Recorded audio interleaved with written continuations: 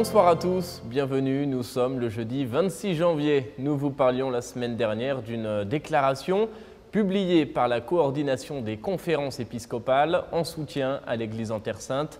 C'est un document qui dénonce l'occupation israélienne de la Cisjordanie, de Jérusalem-Est et de Gaza. Parmi les signataires de cette lettre, Monseigneur Lionel Gendron de Saint-Jean-Longueuil, mais aussi d'autres évêques d'Europe, d'Amérique du Nord et puis d'Afrique du Sud. Ces évêques se sont réunis en Terre Sainte il y a quelques jours. Ils ont voulu exprimer la proximité de l'Église aux communautés chrétiennes présentes en Israël et en Palestine. Sur place, la custodie de Terre Sainte les a rencontrés. Regardez. Défis, conflits et tentatives de réconciliation. C'est dans ce contexte que la Terre Sainte a reçu la coordination Terre Sainte, un groupe d'évêques venant de divers pays. L'objectif de cette visite était de promouvoir le dialogue, le respect réciproque et la paix, ainsi que le demande avec instance le pape François. Parmi les rendez-vous au programme, des temps de prière dans les différents lieux saints, comme la basilique du Saint-Sépulcre, un des lieux les plus sacrés du christianisme.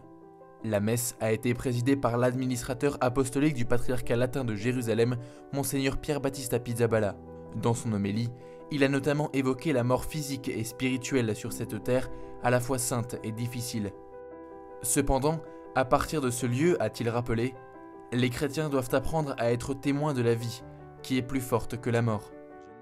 La coordination Terre Sainte, depuis plusieurs années désormais, vient à cette période de l'année, en janvier, après les fêtes de Noël, pour rencontrer les évêques locaux et la réalité chrétienne de Terre Sainte.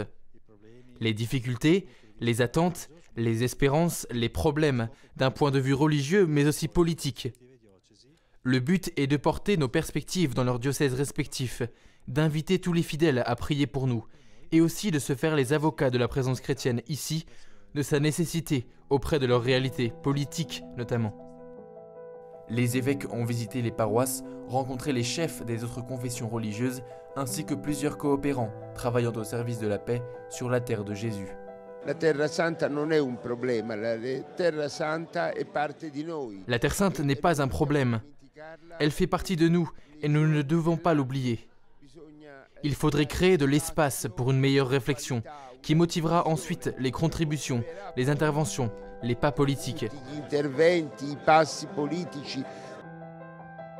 Au cours de leur visite, les évêques se sont également entretenus avec des migrants et des réfugiés et ont visité la petite communauté chrétienne de Gaza, qui, depuis des années, souffre des nombreux conflits qui ont dévasté ce territoire.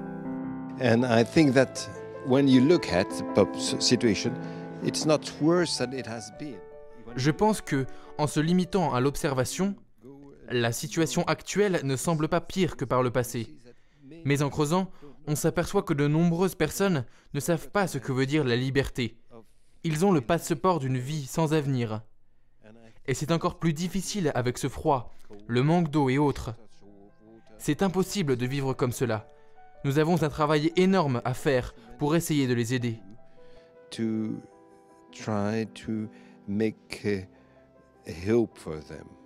Firstly, as fellow Christians, meeting our brothers and sisters in Christ in Gaza gives us an opportunity. Rencontrer nos frères et sœurs en Christ à Gaza nous offre l'opportunité d'écouter les histoires des gens de cette terre, de la capacité de résilience des chrétiens. Le Vatican a reconnu l'État de Palestine, et il est très important pour le futur du peuple palestinien que les habitants de cette terre, quelle que soit leur foi et indépendamment de leur nationalité, soient traités avec dignité et respect.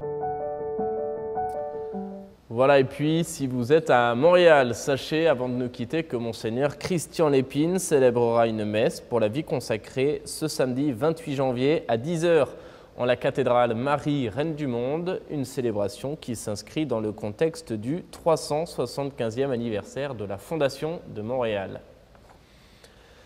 C'est la fin de cette émission. Merci de l'avoir suivi. Je vous souhaite une très belle soirée. À bientôt.